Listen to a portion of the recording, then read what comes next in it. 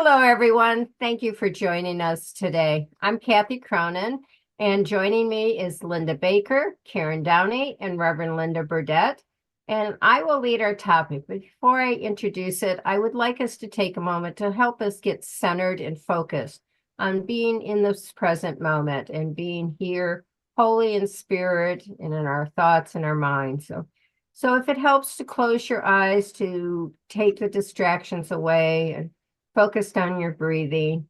We bring this into within side to pull all the energy to the center focus part. As we breathe in, we're pulling spirit to open us up to divine wisdom, to guidance, to truth.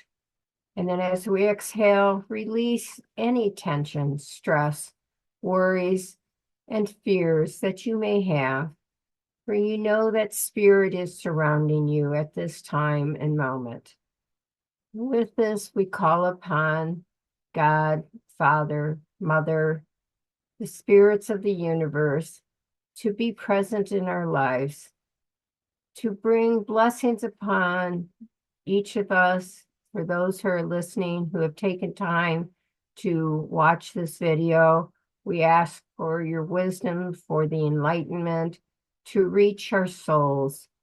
We also ask your blessings, dear Heavenly Father, upon the firefighters who are fighting the battles in the fires in California, and for the people who have lost everything, their homes, and have to start again. We ask for the safety and the protection of everyone who has been affected by these fires. And we know that your mercy is there and your guidance will help them through this, that together we will come as one united piece to share this love and to help people come through this. We ask your blessings on us to be the souls and the spirits and the guidance that you have blessed us with. Amen. So my topic today is be a center of love, which is why in my prayer I really wanted to focus on the wildfires that are just been devastating homes and villages and towns and just displacing people. That, being a center of love, there's a lot that we can do. We may not be near them, but there is so much that within our consciousness that we can help to lift up those who are going through this. So this article is from the Unity booklet that is called Turn on the Light. And it's an excerpt from Eric Butterworth's book, Celebrate Yourself. And I'm going to read the part that they shared in this article about be a center of love. When the world around you is in turmoil, you may be confused as to where you should stand. When social issues become polarized and politicized, people may demand to know, are you for us or against us? It is important to know that you need not become trapped in decisiveness. You can take a stand for unity. The one thing to be against is the tendency to react in anger and hostility, to give vent to feelings of bias and prejudice. And the important thing to be for is the way of love. If you are surrounded by any kind of conflict, don't slip into the black and white concept of right and wrong. When you become judgmental, no matter what you say you stand for, you are on the side of the problem. The world needs the radiation of your love, but don't delude yourself that the world needs your religion. Don't become a proselytizer, a missionary zealot for truth. The world needs unity, not theology. Many persons have accepted truth through their emotions, and thus all your logic or scriptural or scientific authority will be of little avail. It is useless to appeal to a person's mind if his mind has had no part shaping the convictions to which he so tenaciously holds. As far as you are concerned, the great need is to change your consciousness, dissolve your prejudices, and heal your fears. You can become a center of love. Enough centers of love in the city and around the nation will help to evoke wise actions by our government and bring the unified support of the people. Enough centers of love around the world will build bridges of communication and peace. Love is the answer. And this I thought was so appropriate as to what is going on right now, in not only the fires in California that's being politicized, that they didn't do this and they should have done this, um and not, it's like, oh, it's all these rich people's homes. There's a lot of judgments, but it's still about unity, about coming together to help those who are less fortunate. And the other side of it is that, there's so much pointing the fingers as to what's going on. And, we see the actions that have been taken in the last week with deportation and taking children out of schools and going into the churches. And this is where we have to hold that unity for God's highest good, to come to unify us and stop pushing and the buttons and the fingers and politicizing what's going on. There is so much that needs our love, to be a center of love. And each and every one of us is just loving those who are victims in these situations, loving the leaders who are making these decisions, that they will be guided, that spirit will lead them to be of humane. I love the bishop at the inaugural service, that she, asked for mercy, that she just kindly spoke about being merciful for a lot of people who are living in fear. And this is where I just sort of, for myself, I can get caught up in the news and the media's coverage, or I can hold the vision of unity and the vision of hope, and that God is there. God is in the things, and that good can come out of this if we support each other with love. So I'm going to open this to the panel to hear their thoughts on this, and how they can be a center of love with everything that's going on around us. So who would like to share next? Yes, Linda. Thank you, Kathy. Boy, you sure know how to get me riled up. It is everything, the turmoil of what's going on today. And you said it so well, what you spoke about. We are standing in this turmoil, and and to not be trapped, and to how to avoid picking sides, and being able uh, to look to unity and not theology. That was such an important point too. You know how great we are. It just isn't. It doesn't really cut it. I think for myself, the way I'm seeing all of this, I really have to step back and go, okay, maybe things within our government do have to change. And I'm willing to watch and see what starts to happen. And I think it'll show itself either as a light, or it's going to reflect a darkness.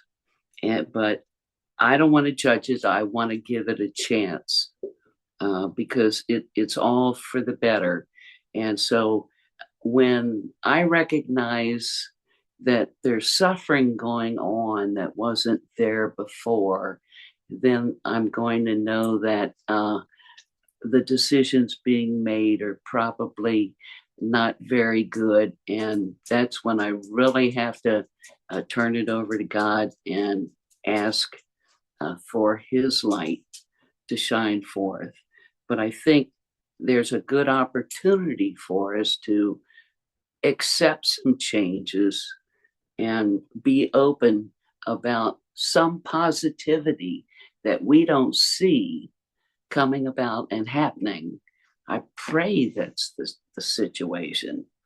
And it's just like you said, it's about what was happening with the fires and how they turned that into a political issue. And all we want to do is help the people, help the animals that are caught out in situations like that. So if they've got better ideas to help us accomplish that, then bring them forth. And I won't judge it. And I absolutely loved that bishop in DC and everything she had to say. What a powerful woman. I'm so glad I live in this woman's lifetime because I want to hear her some more. She's a great leader, and I appreciate her stepping forward and saying what she said. And so, like I said, you got me riled up, but I appreciate it. It was a good kind of riled, and you being such a great leader, uh, you're always the first to step forward and speak your truth and speak your mind, and I love you for that. I appreciate that. And and with that, it's everybody else's turn. Thank you, Linda. Karen? Oh boy, it's my turn. Um, yes, you opened up the can. Uh, I am definitely and gratefully not political. As far as my heart goes, anything governmental is controlled. So they're both part of the same piece of work. I follow alternative news. And well, actually, I don't watch any news, and I've only voted twice in my life. So, I don't like separation. I don't like the finger pointing. I don't like the judgments. And it's like everybody believes what they believe. And it comes out maybe as love or whatever, but there's still there's still a belief inside, and it's like everybody believes they're right. Well, I'm open to whatever. For me, the important thing and what I got out of the brief encounter I had with listening to Robert Kennedy Jr. was about health. And I spend a good 2 or 3 thousand hours of listening to podcasts. And it sparked me to change my life because I had been back into the sugar, back into the not exercising, back into the same old stuff that I always fall back on. And I got a boost that the only thing that can change is me, and it's not going to be something outside myself. So that's where my focus has been. And I don't like the stuff that I hear. Um,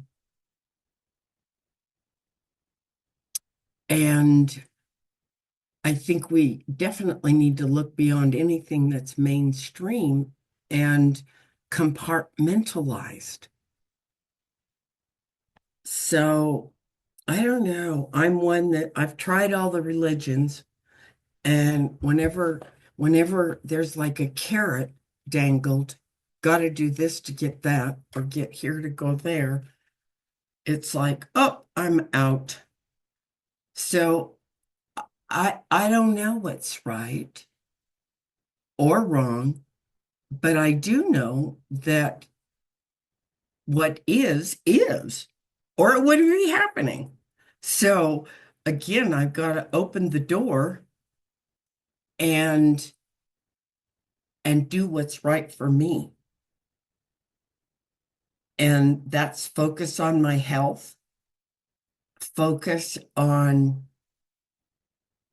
staying out of depression, staying out of judgment, and all of those things that I don't like. And self-righteousness. It's like, oh, it is so easy to just think I know it all.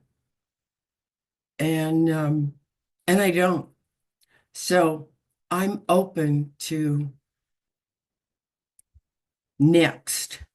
And I don't want to be a part of a fight or a competition. And it is about love. It's about looking at what's good for everybody. And anything that separates doesn't unify. So, so I guess I'll just focus on me. There I have some control. Thank you for the topic, I think. I'll share. It's an easy topic to get worked up on, but I think this panel discussion started with the answer.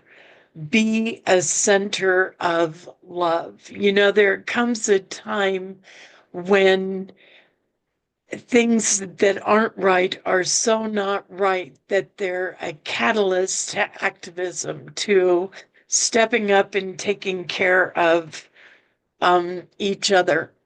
And I'll give you a demonstration. A little while ago, North Carolina got hit real hard by the remnants of a hurricane that tore it up really, really badly. And we see shock TV, you know, shock, shock, look at this, look at this. And they rerun the same graphic images. And then out of the blue, I ended up in North Carolina in that area, and I'm seeing what's actually going on there with my own eyes, not on TV. And it really brought home to me how immune I have become to the television images. For me, it's just one more. Oh, look, they're showing all this because they want to scare us, they want our attention. But actually walking through some of that devastation, I was just really, really touched by how how much there was there, and the rescue efforts, and several places we went were just covered with bottled water and blankets that the neighborhood, the organizations that were still intact, the government, whatever, were all bringing these things to help people who were in desperate need. And it was a reminder to me that when the government can't do it, can't help, can't forge the policies in love and inclusion and acceptance, that doesn't stop us. As a matter of fact, hopefully it starts us up, it revs us up, it gets us out there instead of counting on some government that may or may not show up with any clue as to what's actually happening. We know, we're there, we're in it. We can reach out and help each other. We can protect those children that are being pulled out of schools and out of families. The people need to be stronger than the government, just like God is stronger than all of it. And when we're the center of love, we are bringing forth a greater expression of God into the world, and nothing can stop that. There is no policy or tariff or threat that can stop God coming more into manifestation as long as we manifest more of God. So let this be a call to each of us to reach out our hand and help where we can help, like the kid throwing starfish back into the ocean. I can't save them all, but I can help this one, and I can help this one. And if we're all together helping, nothing can stop us. Nothing. So there's my 2 cents. Reverend Linda, thank you. And Linda and Karen, I appreciate your thoughts on this. I, as we said, the whole topic is be a center of love. That if we take a stand for unity rather than division, if we see that maybe some of these changes that are coming about need to be happening, if we can take that all from a center of love and seeing that and stand up for those that need to be stood up for and give support to those that need the help and come together, that we become a unifying force to overcome that which is not for the highest good, and that we become together one, and not sitting in, taking the sides of this and that. And I have had to within my own self there to say that from this, some good may be coming. It may be time that we needed to clear things out and to make things. It's like Karen shared, it's like listening to the topic on health. It's like made her realize that she needed to focus on. So if we can focus on our unity, on our likeness, that what we have in common rather than what we have apart, and just still be the center. Remember to be a center of love, that what we're doing is to be loving and caring and compassionate. So I appreciate everyone's input. If anybody have anything else they want to add before I sign us out?